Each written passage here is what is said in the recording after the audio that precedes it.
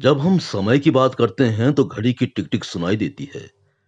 पर क्या आपने कभी सोचा है कि जब घड़ियां नहीं थीं तब समय कैसे मापा जाता था? और क्या आपको पता है कि भारत का एक गांव उज्जैन के पास स्थित डोंगला सदियों तक पूरे देश के लिए समय का निर्धारण करता था। भारत की काल गणना परंपरा कोई साधारण विद्या नहीं रही। ये एक काल विज्ञान था, जहां खगोल, गणित और धर्म का अद्भुत समन्वय हुआ करता था। वेदों से लेकर वराहमिहिर, भास्कराचार्य और आर्यभट्ट तक हमने समय को केवल मापा नहीं, अनुभव किया। और इस परंपरा के केंद्र में रहा उज्जैन। उज्जैन से कुछ ही दूरी पर स्थित है डोंगला, एक शांत सा गांव, लेकिन इसका इतिहास बहुत बोलता है। यहाँ पीढ़ियों तक ब्राह्मण परिवारों ने पंचांग निर्माण की विद्या को जीवित रखा। इनके बनाए पंचांगों से पूरे मध्य भारत में विवाह, पर्व, यज्ञ और त्योहारों की तिथियां तय होती थीं। डोंगला के विद्वान सूर्य सिद्धांत, पंच सिद्धांतिका और सिद्धांत शिरोमणि जैसे ग्रंथों के आधार पर तिथि, नक्षत्र, योग, करण, ग्रहण, चंद्र स्थिति इत्यादि की गणना करते थे। काष्ठ पर बने यंत्रों, जल घड़ियों और खगोलीय गणनाओं से ये कार्य होता था। इस विद्या को कहा जाता है दृक गणना। कुंभ मेला कब लगेगा, ग्रहण कब लगेगा, धार्मिक यज्ञ का सही समय क्या होगा, ये सब डोंगला जैसे स्थानों पर तय होता था।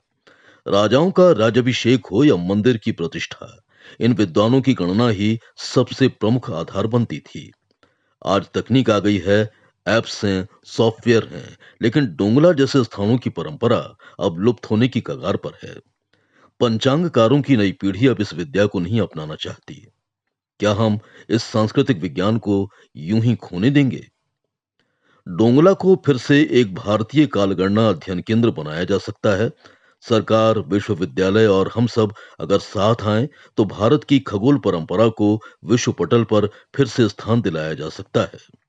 राष्ट्र दृष्टि की ये पहल है कि हम उस परंपरा को जानें जो कभी भारत का समय तय करती थी। क्या आप भी इस भारत की प्राचीन विद्या को बचाना चाहते हैं?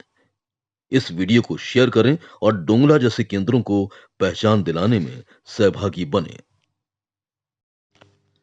मध्य प्रदेश के बैतूल जिले से आई इस खबर ने रिश्तों, प्रेम और प्रतिशोध तीनों पर बड़ा सवाल खड़ा कर दिया है। प्रेम संबंध के चलते युवक की सामूहिक हत्या कर दी गई। घटना शाहपुर थाना क्षेत्र की है, जहां राजा नाम के युवक को पहले अगवा किया गया और फिर गांव के एक घर में बेरहमी से पीट पीट कर मार डाला गया। पुलिस ने 24 घंटे के भीतर 11 आरोपियों को गिरफ्तार कर न्यायिक हिरासत में भेज दिया है।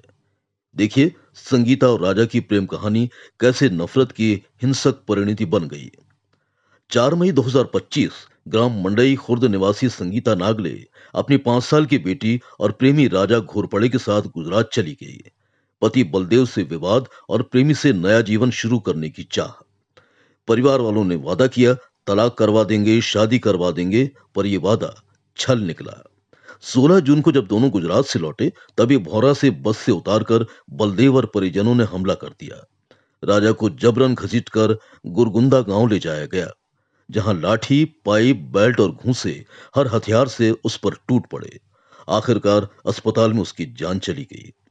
थाना शाहपुर पुलिस ने ताबड़तोड़ कार्रवाई करते हुए सभी 11 आरोपियों को गिरफ्तार किया।